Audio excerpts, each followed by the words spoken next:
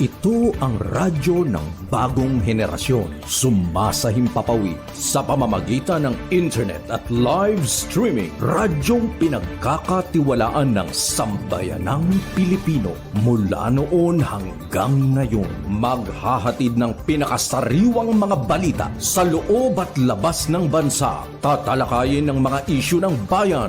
Magbibigay ng public service at makikipagkwentuhan sa mga sikat. Mula sa puso ng Metro Manila, sumasahimpapawid live ang DZGG, ang radyo ng bagong henerasyon. DZGG is a proud member of the Philippine Online Broadcasters Association. Mga masugid naming tagapakinig at taga-subaybay, matutunghayan at mapapakinggan natin ang programang pinamagatang Mga Lihim na Kalatas tuwing linggo ng gabi.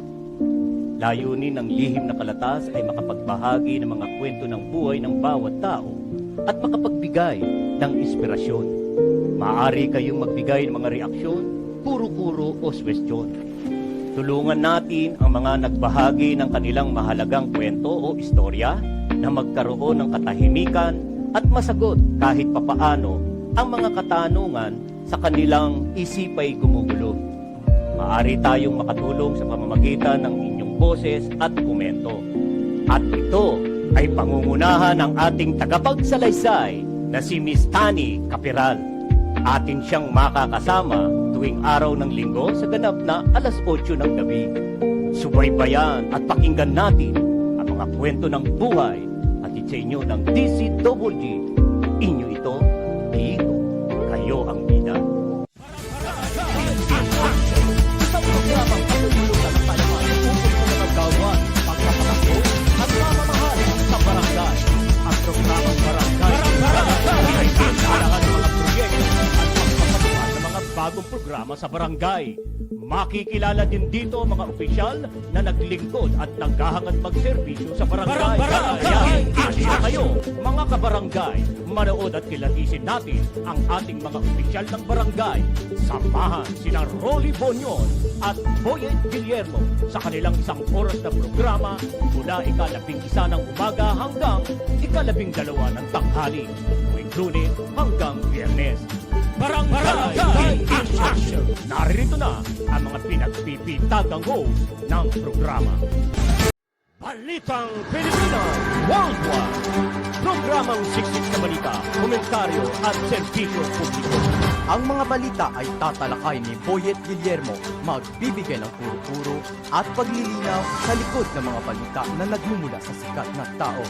Sa bahagi ng Balitang Pilipinas Worldwide, hindi mawawala ang serbisyo publiko para sa mga kababayan na nangangailangan ng tulong. Balitang Pilipinas Worldwide. Narito ang kapagating balita si Boyet Guillermo.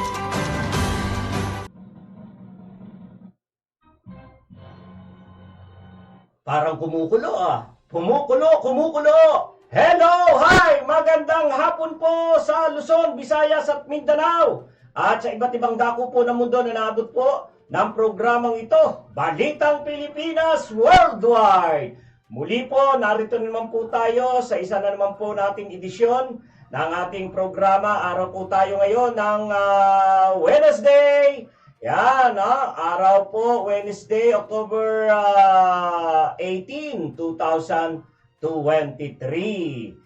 Muli, yan. At tayo po ay magsama-sama sa 1 oras po nating balitaan at pagtalakay sa mga sa likod ng ating mga balita. At syempre, hindi po mawawala ang serbisyo publiko. Uy, meron pala tayong yung na-send ni may sinend ba pala si Tani Capiral, yung tungkol sa kanyang report.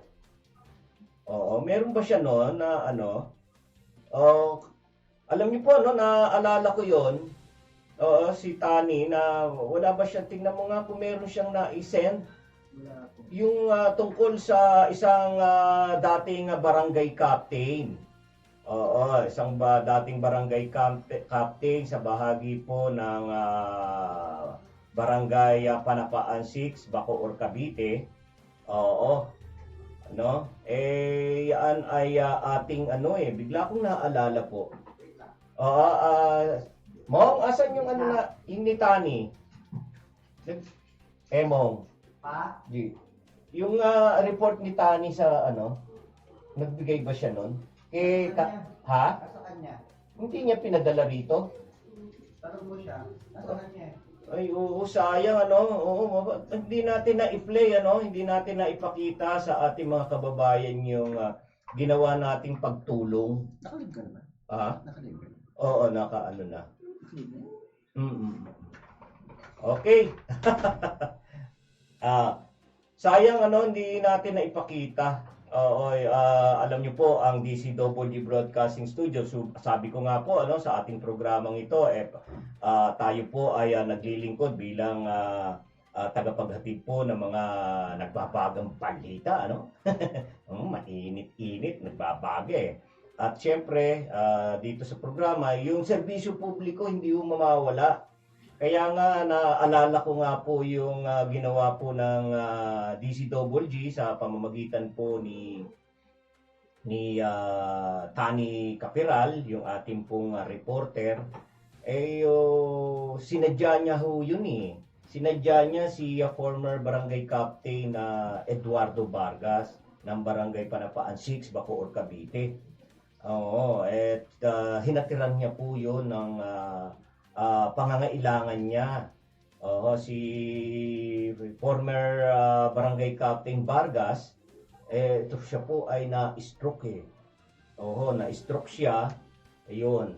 At siya po ay regular din pong nanonood sa ating programa, sa lahat po ng programa rito, kaya naiparating po niya yung kanyang kahilingan na kung saan ay tinugon po ng DCWG Broadcasting Studio. Lamang nga po hindi ho natin na hindi ho po natin, pero sa susunod na mga araw hindi ho pa na yung video yung video hindi pa ho na ipapadala ho sa atin dito sa studio. Ayan, Oy, araw ho ng Miyerkules, yan, simbang baklaran po tayo. At hindi rin ho mawawala sa atin yung ating pagganitong Miyerkules, medical mission. Ang DCWG ho ay namimigay ng gamot. Namimigay ho kami ng gamot.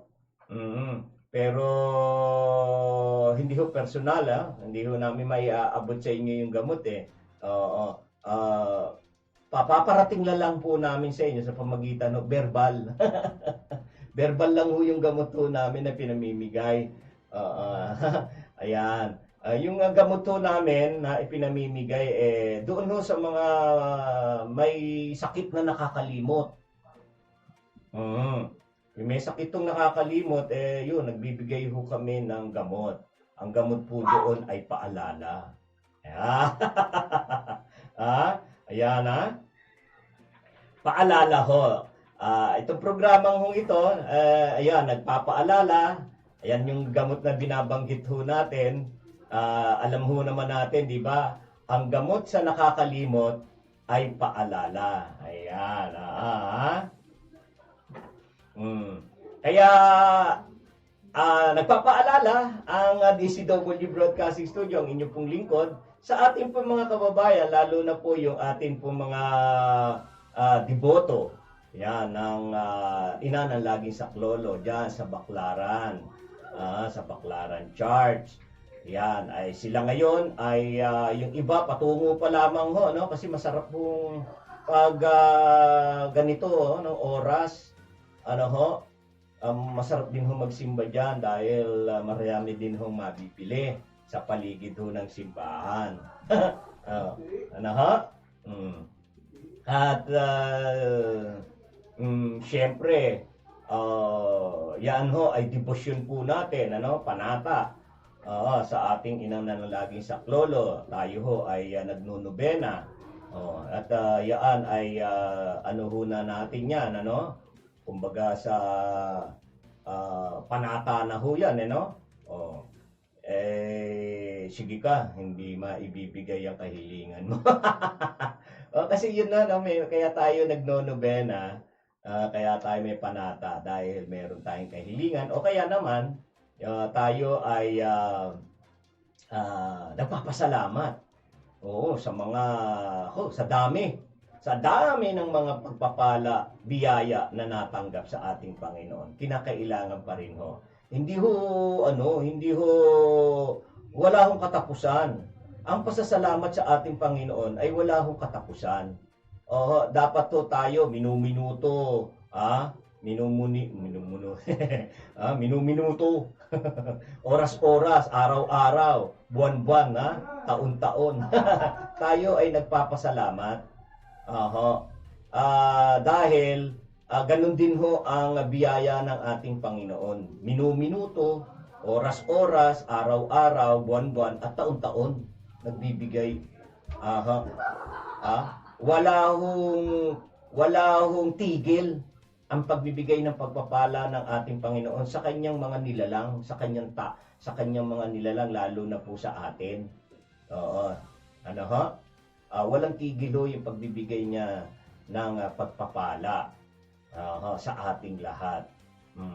Kaya dapat tayo ay nagpapasalamat. Ganun din ho ang ating pagpapasalamat. Minuto, oras-oras, para nagagantihan ho natin. Nagagantihan po, nakakapag-sulit ho tayo sa ating Panginoon sa kanyang ginawa sa atin. Marapat lang po yun na ganun ang ating gawin. Luwalhatiin ang ating Panginoon sa kanyang mga pagpapala. Bakit natin nasabi na minuminuto, kinakailangan natin siyang pasalamatan? Kung hindi ka sa pagtakbo ng orasan, kada minuto, kung ikaw ay mapatiran ng hininga. Di ba? Pero hindi. Kaya nga, di ba? Kaya nga, tayo patuloy tayong humihinga. Patuloy tayong nabubuhay. Dahil yan, sa kapangyarihan ng ating Panginoon. Hawak niya ang ating buhay. Hawak niya. Kaya kapag nabitawan niya yon, ayun na, katapusan na natin. Katapusan na ho natin pag nabitawan. Kaya nga dapat idadalangin natin sa Panginoon, Lord, lagi mong hawakan ang aking buhay. Huwag mong bibitawan. Pag nabitawan mo yun, di pa paano na? Hindi ba? Ayun na. Pantay na ang ating mga paa. Ayun na. Di ba? Kaya kinakailangan ating luwalhatiin, minuminuto, oras-oras, araw-araw, buwan-buwan, at taon-taon ang ating Panginoon. Pag taon-taon naman, siyempre sa loob ng isang taon, di ba? Ang dami mong natanggap sa loob ng isang taon, na biyaya, kung nga tayo sa ating kung tayo sa ating pamumuhay annually, or halimbawa sa buwis annually, di ba? Annually nagbabayad tayo ng buwis. Annually din ho tayo na dapat pinapasalamatan ng Panginoon. Meron pa nga diyan quarterly, di ba?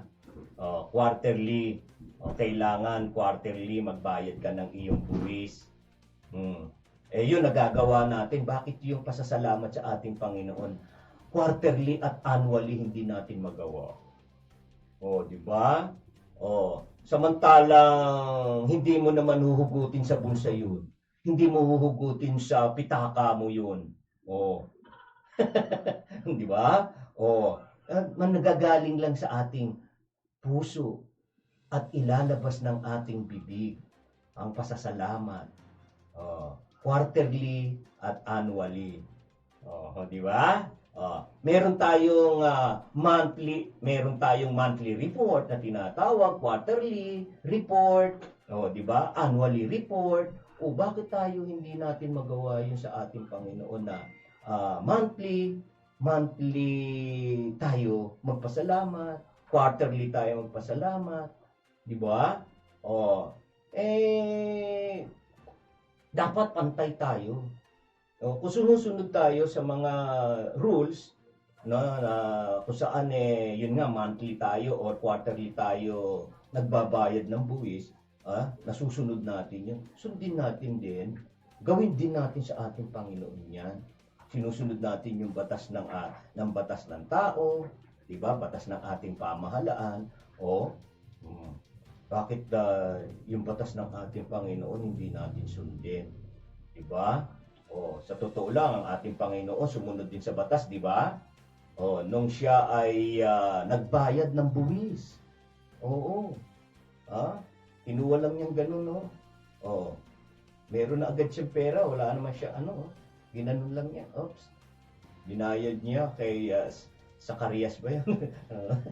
Oo, yung taga-kolekta ng buwis na, di ba? Isa siyang maliit na tao. Kolektor ng buwis. Tandaan ninyo, nabasa niyo ba yan? Di ba?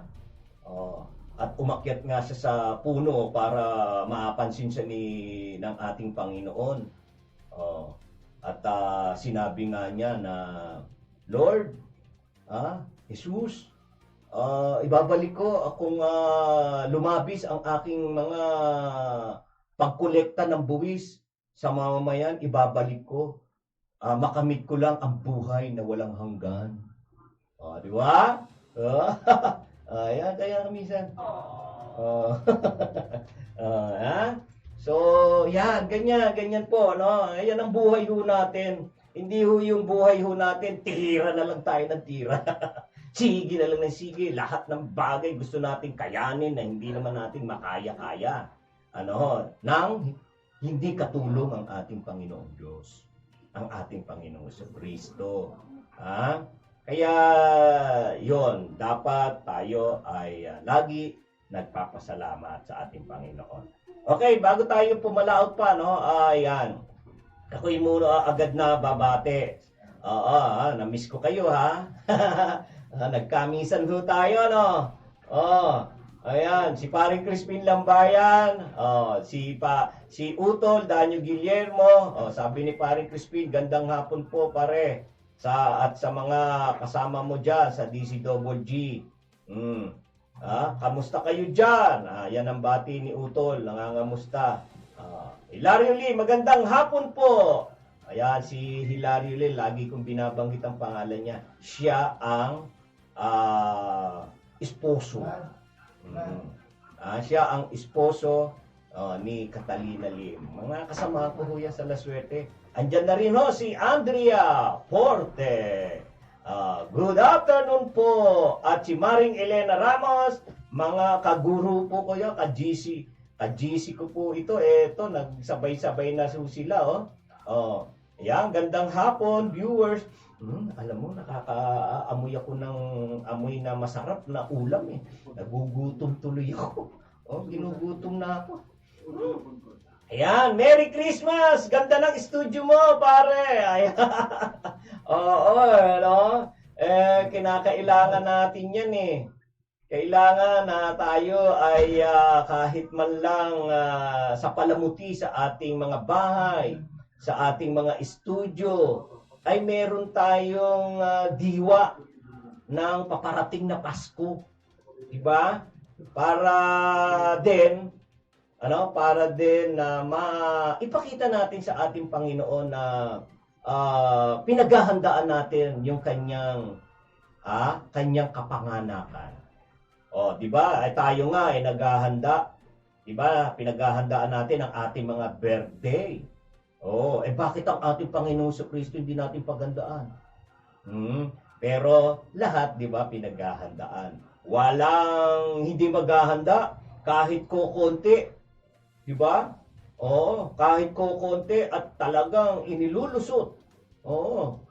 Isinisingit.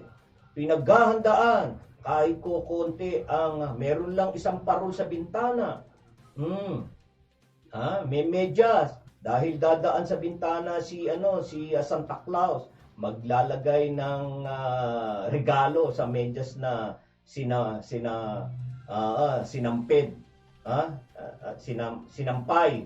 sinampay ba? Oo, dinisplay sa bintana. Di ba? So yan. Kaya maganda. Salamat Maring Elena, at sa lahat ng viewers, ikaw lang nakapansin maganda ang studio ko. Thank you very much. Yan. Yung aking una ka-iha, Nerly Guillermo. Wash her out! Si G. Laureño. Wash her out. Okay. Ayan Salamat. Kanina biglang Ay, huwag kong kakalimutan. I-share ho ang ating page. I-share ho palagi para malaman ng ating mga regular viewers na ito live tayo ngayon at saka ito na naglilingkod na tayo. Okay? Alright, so ngayon ay October 18 nga po at ito ho ang araw dispiras dispiras po ng kampanya ng mga kandidato natin. Mga kandidato, mga nag-a-apply na maging kapitan, maging chairman ng SK, maging kagawad ng barangay, maging SK members, Sangguniang Kabataan member, ang ating mga kabataan. Ayan, nag-a-apply sila. At magsisimula na ang kanilang pagpapakilala sa kanilang pagpapakilala, pambobola. Hindi pambobola. Pagpapakilala at ano bang termino gagamitin natin?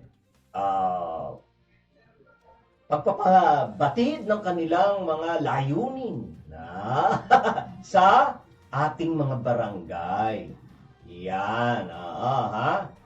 Yun na lang, gagawin na lang, ibahin natin yung pambobola, panliligaw.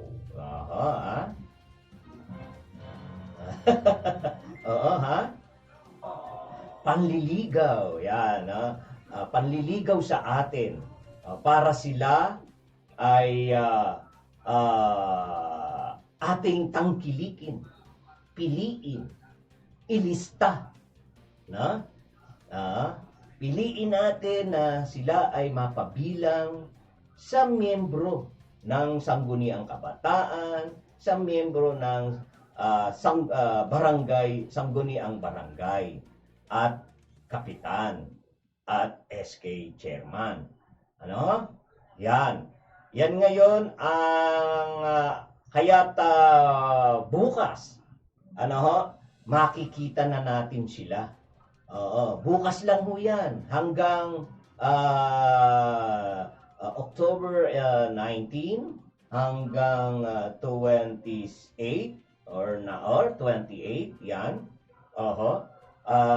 Siyam na araw ho natin silang makikita. Matapos niyan, matapos ng eleksyon, yun lang, hindi na natin sila makikita.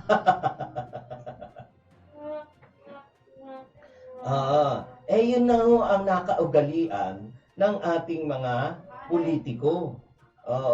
Sa kampanya lang ho natin sila nakikita na kapag nanalo na, at nakaupo na, hindi na maalis ang puwetan sa upuan, sa kanyang pwesto. Hindi na.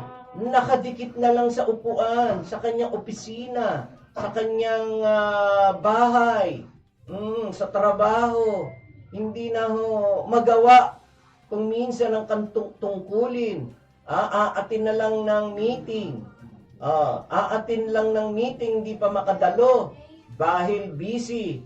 Mag-overtime. Hindi maka-absent sa trabaho. Kasi yung ating mga kandidato, nagtatrabaho rin nagtatrabaho din sila para sa pamilya. Kaya sana yung ating mapipili, hinahati, marunong hatiin yung kanyang panahon Dahil nag-a-apply siya bilang, ang tawag sa kanila bilang lingkod. Oo, lingkod sila ng barangay. Kaya nararapat lang na mahati lang ang kanilang atensyon, ang kanilang oras sa paglilingkod. Sa paglilingkod sa pamilya at sa paglilingkod sa barangay. Yun ay dapat alam ho natin sa isang kandidato. Kailangan malaman natin yan sa isang kandidato. Kaya kinakailangan natin silang matanong sa araw ho ng kanilang pangangampanya. Matanong natin sila, kaya nyo ba? Magagampanan po ba ninyo ang inyong tungkulin sa barangay at sa inyong pamilya? Papaano ho ninyo ho yan mamamanage? Ilang porsyento po ba ang oras na ilalaan nyo sa pamilya nyo? Ilang porsyento para sa barangay? Kaya ba? Kaya bang hatiin ang inyong katawan, oras at panahon para ibigay ang inyong at magampanan ang inyong tungkulin sa barangay at sa pamilya? Di po ba? Yaan ho. Yaan ang dapat nating alamin. Makita. Sa mga kandidato natin. Meron ho mga meeting de avance na ipapatawag ho yan. Karapatan po natin na itanong sa kanila yan. Karapatan ho natin alamin kung ano ang plano nila. Andyan ho sa panahon ng pagmi-meeting, sa mga meeting de avance, meeting diyan ho ang pagkakataon natin matanong sila na kaya ho ba ninyo na gawin, tuparin ang inyong tungkulin? Ano-ano ba ang inyong mga pangitain? Ano-ano ba ang inyong mga vision? Pangarap. Dito sa ating barangay. Ano ba ang kabutihan na nakaplano para sa mga kabataan? Para sa ikauunlad ng mga residente sa barangay, ikauunlad at ikagaganda ng barangay. Ano ba ang inyong mga plano? Yan ay dapat nating matanong sa kanila. Karapatan po natin yan sapagkat tayo ho ang pipili. Namimili ho tayo. Kaya't nararapat nating daluhan. Wag ho tayo mag-i-stick to one. Daluhan din ho ang patawag ng mga katunggali nila para tayo ay nababalansin natin kung sino sa kanila ang nararapat nating isulat, i-shade sa balota.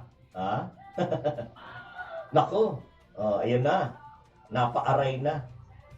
Napaaray na. Sapagkat napakahalaga po yung ating pagpili, yung ating boto.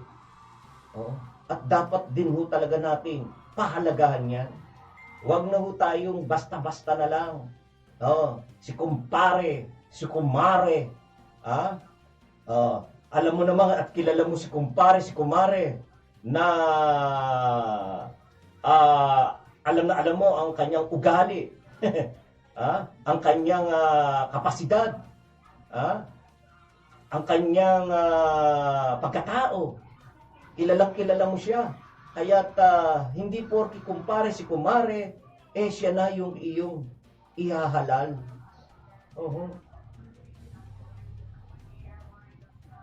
Dapat yung talaga hong mga tao, na mga kandidato na merong magandang plano. Plano di gobyerno, plano di barangay. Yun ho ang ating dapat na makita sa mga kandidato natin ngayon. Yan. Lagi po nating inuulit-ulit, inuulit-ulit kung papaano tayo mamimili ng kandidato. Ano po? Kaya ito po kasi din ang aming layunin. Kami po mga nasa industriya ng pamamahayag ay tungkulin po namin din ito na paalalahanan ang sambayan ng Pilipino kung papaano mamimili, kung papaano tayo mamimili ng iluluklok natin sa ating barangay. Nakasalalay po kasi sa ating mga kamay ang ikabubuti, ikauunlad ng ating barangay. Kaya kung tayo po ay magkakamali sa ating pagpili at pinili yung mga nanungkulan na dati na wala namang nagawa, mananatiling walang magagawa yan.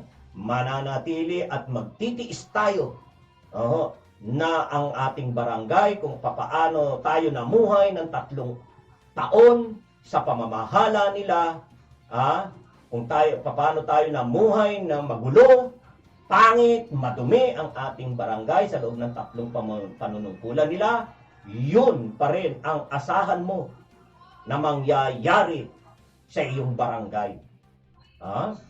Yan pa rin. Kaya't huwag ka na magreklamo.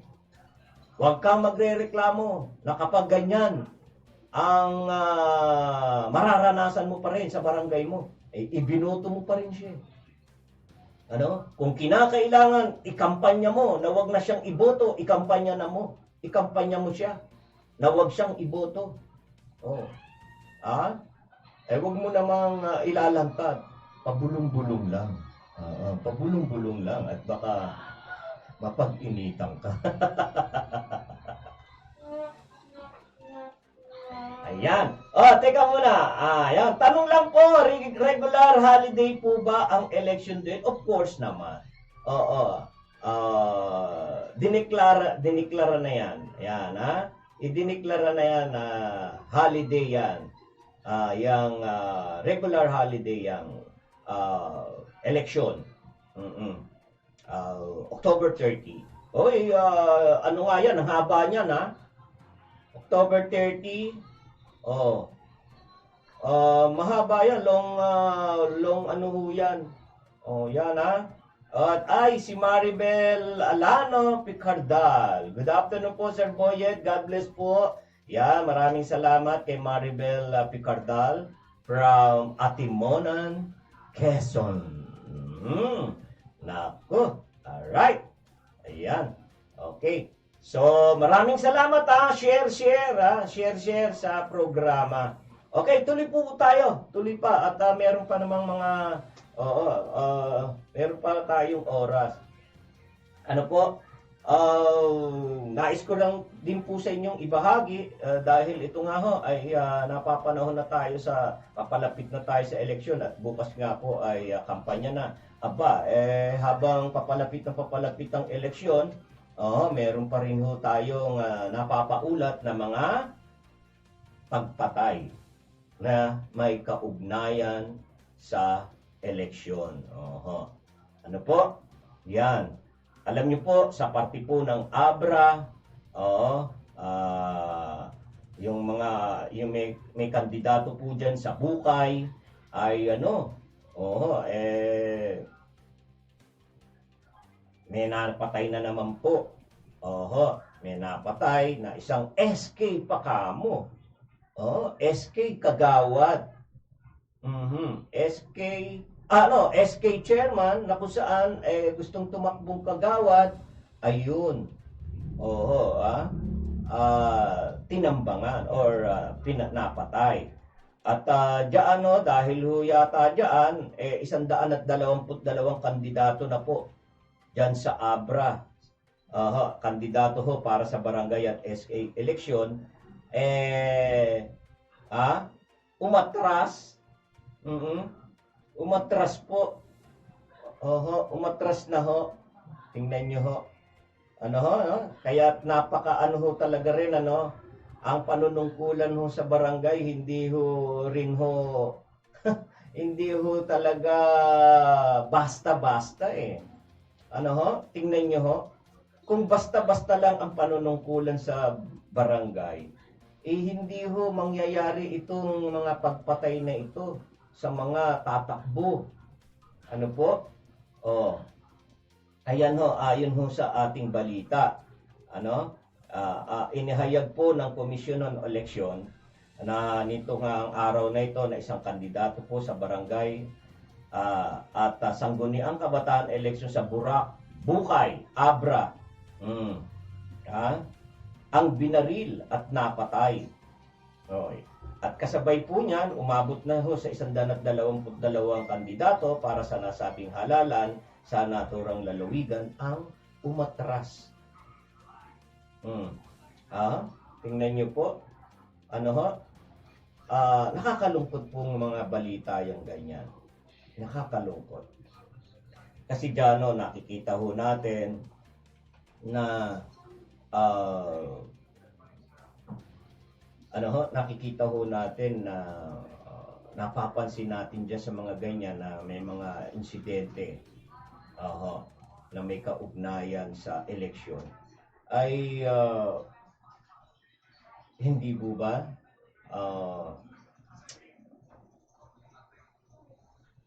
para bang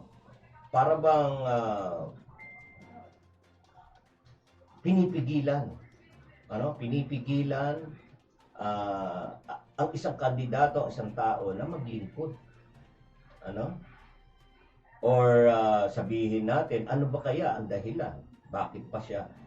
Nawawala ho yung patas. Yung patas na laban. Samantalang ang ito nga po ang eleksyon natin, ito na nga po yung paraan.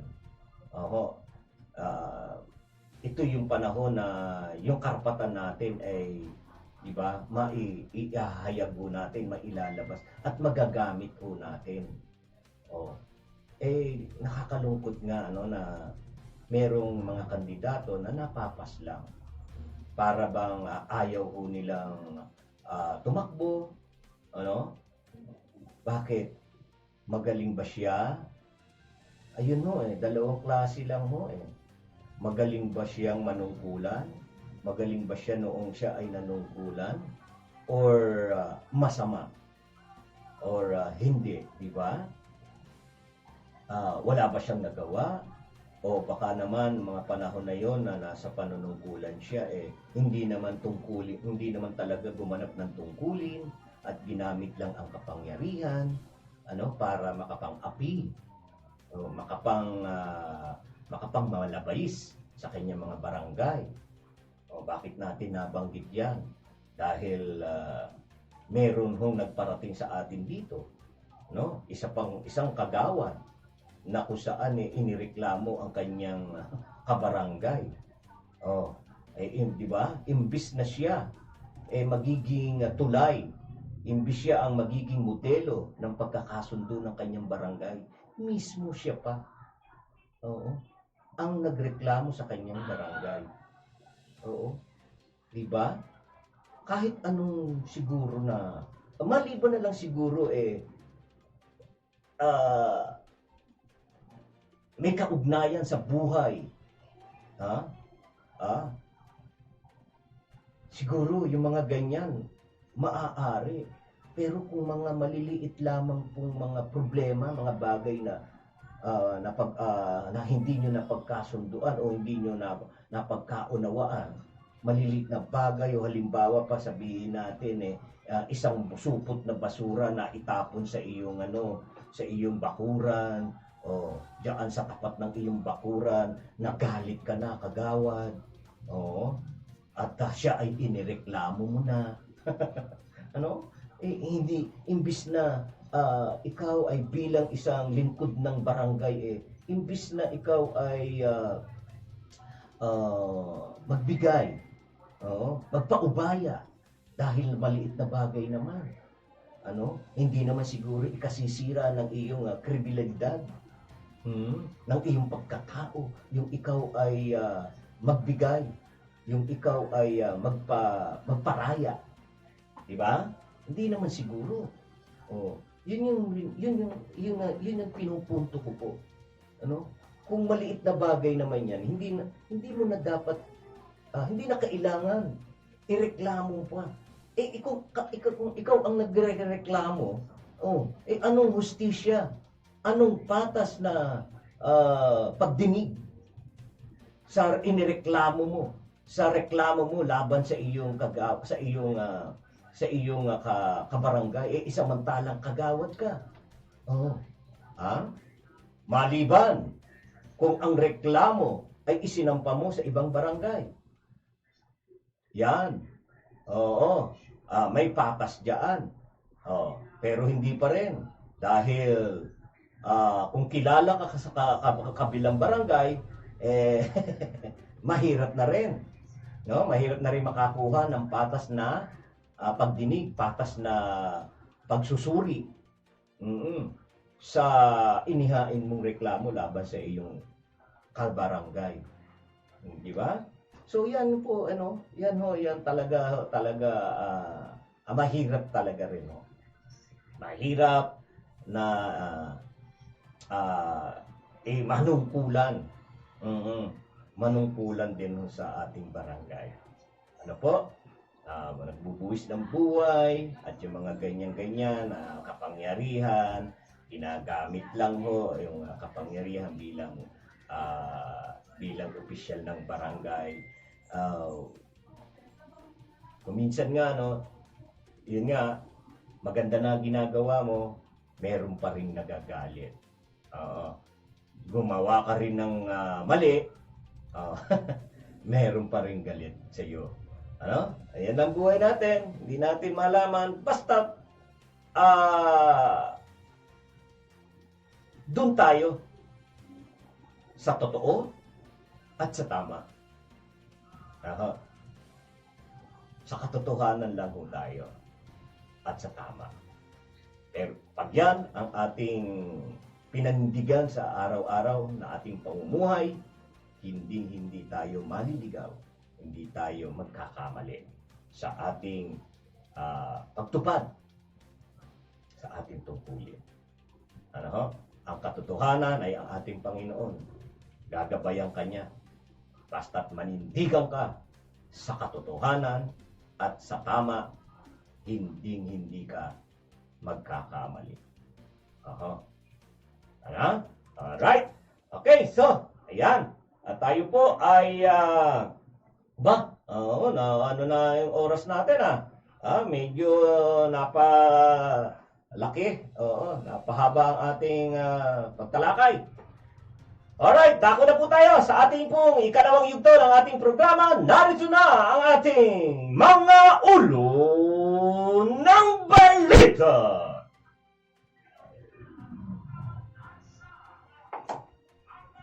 Pamahalaan target na bumili ng 40 mga bagong unit ng patrol boat para sa PCG.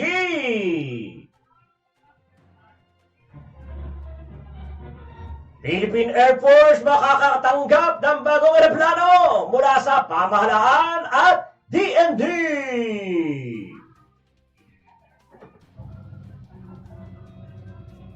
Iba bang mga Pinoy na apektado ng gulo sa Israel at Hamas, tinutunto ng Department of Migrant Workers.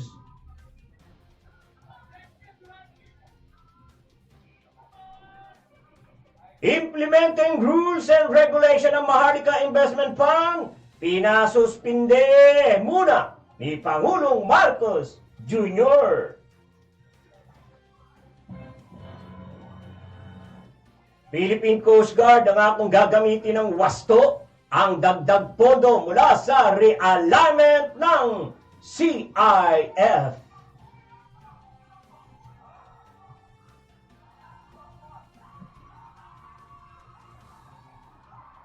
Bureau of Fisheries and Aquatic Resources siniguro na gagamitin ang confidential fund upang labanan ang smuggling.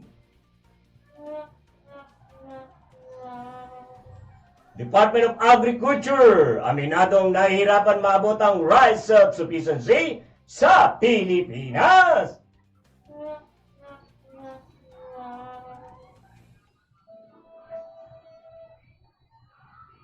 Comelec, tinapos na ang delivery ng election form sa ilang rehiyon sa bansa.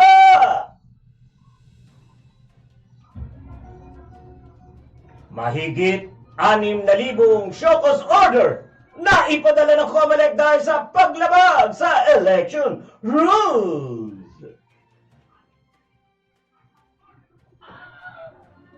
Bureau of Immigration tiniyak ang kahandaan sa long weekend at Christmas season.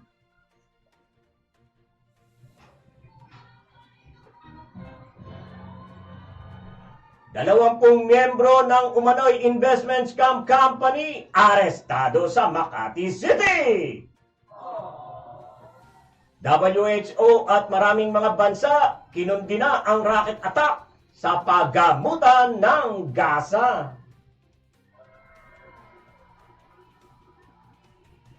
Target ngayon ng gobyerno na bumili ng 40 unit ng mga bagong patrol boat para sa Philippine Coast Guard o PCG sa mga darating na panahon na gawa lamang dito sa Pilipinas, partikular sa lalawigan ng Cebu. Pahayag ito ni Pangulong Ferdinand Marcos Jr. kasabay ng ika-122 founding anniversary ng PCG kahapon. Sinabi ng Presidente na ang mga dagdag na bagong patrol boats ay magpapalakas sa kapabilidad ng PCG na mabantayan ang mahabang coastline ng bansa. Mapalad ang Pilipinas dahil maraming kaibigang mga bansa na tumutulong para pagandahin at palakasin ang kakayahan at ng Philippine Coast Guard.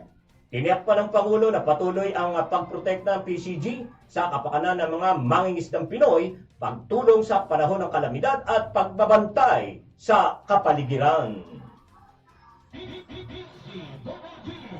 Nagkaloob ang pamahalaan ng mga bagong eroplano para sa operasyon ng Philippine Air Force. Malugod na tinanggap ng Philippine Air Force o PAF ang pag-issue ng Department of National Defense o DND ng notice to proceed sa pagkuha ng 3 bagong C-130J-30 Super Hercules Transport Aircraft.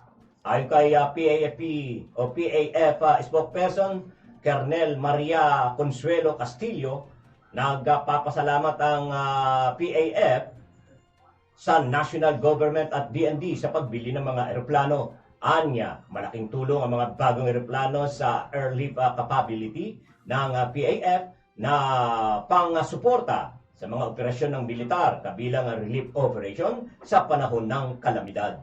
Una nang inanunsyo ng DND na nakatakdang i-deliver ng American Aerospace Company Lockheed Martin ang 3 eroplano sa July 2026, October at January 2027.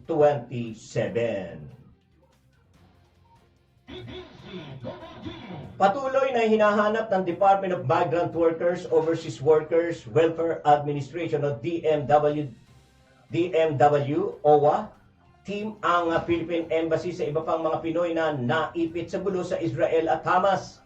Naghahatid sila ng emergency assistance sa mga Pinoy na apektuhan mula pa sa unang araw ng paglusob ng Hamas militant ang ilang komunidad sa southern Israel. Nagpapasalamat din ang embahada sa Filipino community groups at mga individual na nagbabayanihan para sa mga kababayan. Ilan sa kanila ang tumutulong para mabigyan ng matutuluyan, grocery at iba pang mga kinakailangan ang mga Pinoy na pansamantalang lumikas. Pinasususpindi muna ni Pangulong Ferdinand Marcos Jr. ang Implementing Rules and Regulation o IRR ng Maharlika Investment Fund Act of 2023. Batay sa inilabas na memorandum circular mula sa Office of the Executive Secretary Lucas Bersamin na may petsang October 12, pinatitigil muna ang IRR ng Maharlika Investment Fund. Ang memorandum ay batay sa kautusan mismo ni Pangulong Ferdinand Marcos Jr. na suspindihin muna ito habang patuloy na pinag-aaralan. Nais din ng Chief Executive na malinaw na mailatag muna ang mga safeguard para maging bukas ito o transparent at magkaroon ng pananagutan o accountability ang mga magpapatakbo ng Maharlika Investment Corporation. Tiniyak ng Philippine Coast Guard o PCG na magagamit sa wastong paraan ang idinagdag na pondo mula sa pag-realign ng House of Representatives na nasa 200 million piso na intelligence fund sa ika-122 anibersaryo ng PCG. Sinabi ni PCG WPS spokesperson Commodore J. Tariela na wala silang sasayangin na ibinigay na dagdag pondo. Maalalang sinabi ng Kongreso na dadagdagan nila ang pondo ng mga ahensyang nakatuon sa pagprotekta ng ating teritoryo sa West Philippine Sea kung saan kabilang ang PCG. Ito'y matapos ihayag ng ahensya na na 10 bilyon lamang ang kanilang confidential fund simula pa noong 2009. Siniguro ng Bureau of Fisheries and Aquatic Resources of BFAR na gagamitin para sa kampanya laban sa smuggling sa sektor ng pangisda o pangisdaan ang maaprobahang confidential fund ng ahensya. Kumpiyansa si BFAR Director Demostines Escoto sa kakayahan ng Bureau sa pagsugpo sa smuggling sa mga produktong isda. Ayon kay Escoto, ang maaprobahang confidential fund ay maaaring ipamahagi sa magiging monitoring, control, surveillance ng law enforcement, quality control, inspection para sa ikalawang border inspection at quarantine registration at paglilisensya para sa accreditation ng cold storages. Una rito, sinabi ni Senator Coco Pimentel, maaaring magrekomenda ang Senado ng paglalaan ng confidential fund sa BFAR kung maipapakita nito kung alin sa mga anti-smuggling program nito ang nangangailangan ng naturang pondo. Alright, tatanggap tayo ng buwan naman ng pagulat mula sa labas ng ating himpilan. Gobyerno, tiniyak na laging bukas sa hinaing ng mga nasa sektor ng transportasyon. DCWG Patrol Report! Si Zalame Laurenio ang magbabalita. Sige nga, Sara, sa detalye. Kasama ang Boyet, bukas ang pamahalaan sa mga concerns at issue na maaaring ilahad ng sektor ng transportasyon, lalo na sa usapin ng PUB Modernization Program. Ito ang iginiit ni LTFRB Technical Division Head Joel Bolano matapos ang transport strike ng grupong Manibela laban sa modernisasyon. Ayon kay Bolano, umaasa sila na magkakaroon ng pagkakataon na makapag-usap palagi ang magkabilang panig upang maayos na maresolba at matalakay ang hinaing ng mga kumukontra sa programa. Giit pa ng opisyal na bukas ang Land Transportation Franchising and Regulatory Board at Department of Transportation sa mga suwestyon at katunayan ay patuloy silang nagsasagawa ng mga konsultasyon sa mga stakeholders kaugnay dito. Ako si Sara May Laurenio, nag-uulat para sa DCWG. Inito, dito kayo ang bida. Alright, maraming salamat, Sara May Laurenio. Aminado ang Department of Agriculture na nahihirapan silang maabot ang self-sufficiency ng bigas sa bansa. Ayon kay Agriculture Assistant Secretary Arnel de Mesa, napakarami pa ang kailangan gawin bago ito maabot. Sinabi ng DA na isa rin sa nakakaapekto ay ang pagtaas ng populasyon sa Pilipinas kung saan umaabot na sa 110 na milyon batay sa pinakahuling datos. Ngayong taon, tiniyak ng opisyal na tataas ang produksyon ng palay sa bansa dahil sa papalapit na harvest season.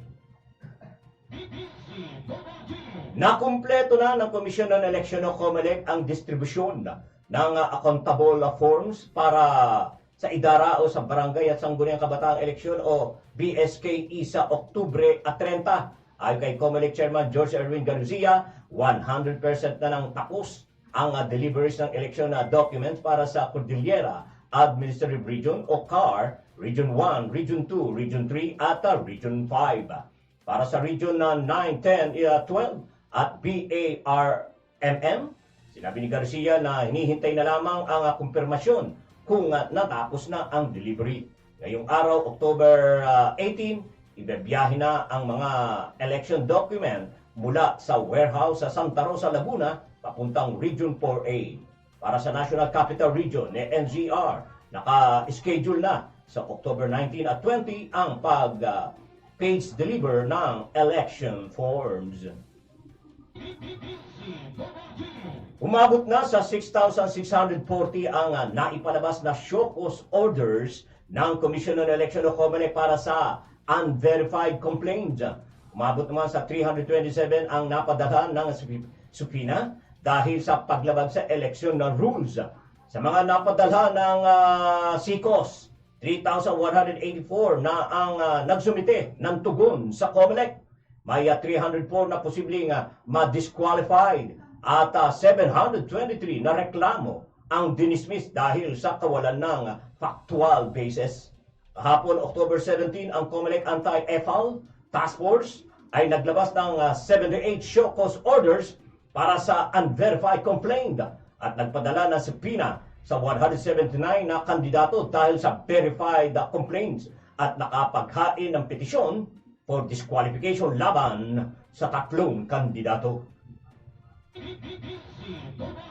Tiniyak ng Bureau of Immigration o BI na handa na sila sa inaasahang dagsa ng mga pasaherong papasok at palabas ng bansa sa dalawang magkasunod na long weekend.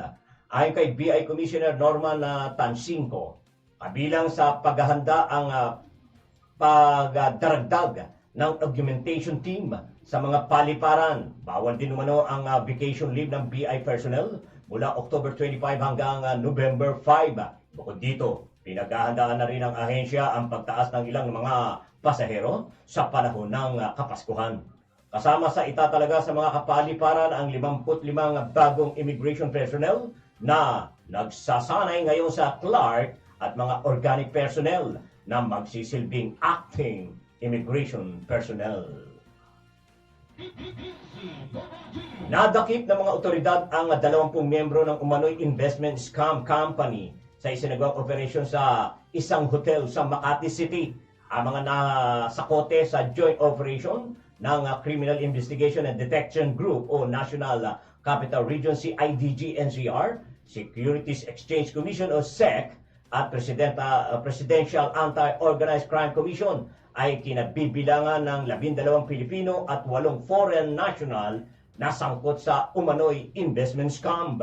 Nagugat ang operasyon makaraang humingi ng tulong sa pulisya ang Enforcement and Investor Protection Department ng SEC dahil sa umano'y pagkakasangkot ng nasabing company o kumpanya sa investment fraud. Sa nasabing operasyon, na-recover sa hotel ang investment money at 1 billion US dollar na naglalaman ng PowerPoint presentation ng naturang hindi lisensyadong kumpanya. Ang mga naarestong suspect ay dinala na sa CIDG NCR at nahaharap sa paglabag sa RA 8799 or Securities Regulation Code at RA 11765 Financial Product and Service Consumer Protection Act. Kinundina ng World Health Organization at maraming mga bansa ang naganap na missile attack sa Al-Ali Arab Hospital sa Gaza na ikinasuhi ng halos 500 katao. Sinabi nila na nararapat na mabigyan ng proteksyon ng mga sibilyan na nadadamay sa gulo ng Israel at Hamas militant. Sinabi rin ni European Council President Charles Michel na ang nangyaring pag-atake ay hindi naayon sa mga international laws. Sinisisi ng Iran-backed na Hezbollah ang Israel sa nasabing madugong atake na nararapat na mabigyan ng aksyon. Una nang itinanggi ng Israel ang aksidente o insidente kung saan sinisisi nila sa Hamas ang pangyayari na pumalpak umano ang kanilang rocket na patungo sa Israel. Alright, tatanggap tayo ng paggulat mula sa labas ng ating bansa, Israel. Itinangging sila ang nasa likod ng rocket attack sa paggamutan sa Gaza. DCWG Patrol Report! Si Dans Guillermo magbabalita. Sige nga Dan sa detalye. Itinanggi ng Israel na sila ang nasa likod ng missile strike na tumama sa paggamutan sa Gaza at ikinasawi ng mahigit 500 katao. Ayon sa Israel Defense Forces, na base sa kanilang nakuhang impormasyon ay mula ito sa Palestinian Islamic Jihad Group. Nagkaroon umano ng pagpalpak ng kanilang racket kaya ito ay tumama sa Al-Al Baptist Hospital sa Gaza. Dagdag pa ng IDF na may ilang mga rockets na mula sa Gaza na patungo sa Israel ang dumadaan sa nasabing pagamutan. Magugunit ang kinondena ng Palestinian government ang nangyaring missile strike na tumama sa pagamutan kung saan marami pa ang hindi nakikita matapos na matabunan ng mga gumuhong bahagi ng pagamutan. Ito si Dance Guillermo nagulat para sa DCWG. Inyo ito, dito, kayo ang bida. Alright, maraming salamat, Dance Guillermo. Okay, mga kaibigan, ayan, eksakto. Nahabol po natin ang oras, po. Ayan, tapos na po. Diyan po nagwawakas ang ating pong mga ulo at nagbabagang balita. Na nakalap po ng bulwagang balitaan ng DCW Broadcasting Studio ngayong pong araw na ito. Araw po ng Miyerkules, October 18, 2023. Ito po ang araw na despedida.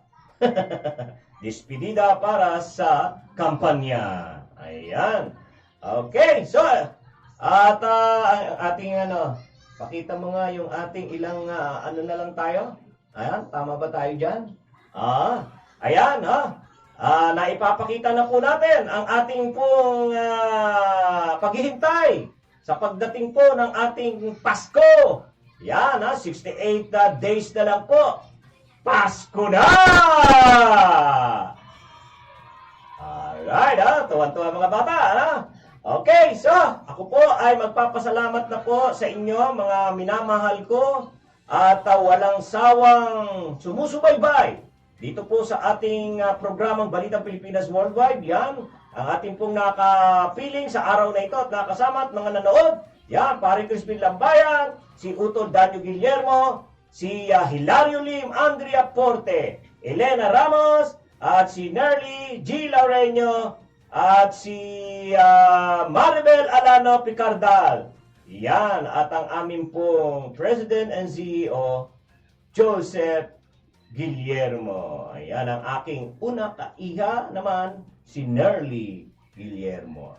Maraming salamat po sa inyong pagtutok sa loob po ng isang oras sa ating pong Balitang Pilipinas Worldwide. Siyempre, maraming salamat din po, Lord God, sa inyong pong patuloy na pag-iingat at pagsubaybay sa DCW Broadcasting Studio. At salamat din po, Lord, sa inyong pong tiwala na ipinagkaloob po sa inyong lingkod para ako ay makapaglingkod sa sambayan ng Pilipino sa pamagitan po nitong paghatid ng mga sariwang balita, informasyon at serbisyo. Salamat po, Lord, sa pagkakataong ito at tiwala na ipinagkaloob niyo. Sa ngalan po ng aming News Director, Jun Hariol, sa technical side, G. Laureño, at John Paul Destura. Ako naman po si Boyd Guillermo pasamantalang nagpapaalam at nag-aanyaya bukas po muli alas 11 hanggang alas 12 ang programa po nating Barangay in Action. At sa ganitong oras, Balitang Pilipinas Worldwide. Magkita-kita pa rin po tayo at magkapano-oras. Magandang gabi po sa inyong lahat. Diyos mabalos sa inyong gabos. Ang DCWG, inyo ito, dito, kayo, ang bida. Ito ang radyo ng bagong henerasyon. Sumasahimpapawid sa pamamagitan ng internet at live streaming. Radyong pinagkakatiwalaan ng sambayanang Pilipino. Mula noon hanggang ngayon, maghahatid ng pinakasariwang mga balita sa loob at labas ng bansa. Tatalakayin ng mga isyu ng bayan. Magbibigay ng public service at makikipagkwentuhan sa mga sikat. Mula sa puso ng Metro Manila, sumasahimpapawid live ang DZGG, ang radyo ng bagong henerasyon. DCWG is a proud member of the Philippine Online Broadcasters Association.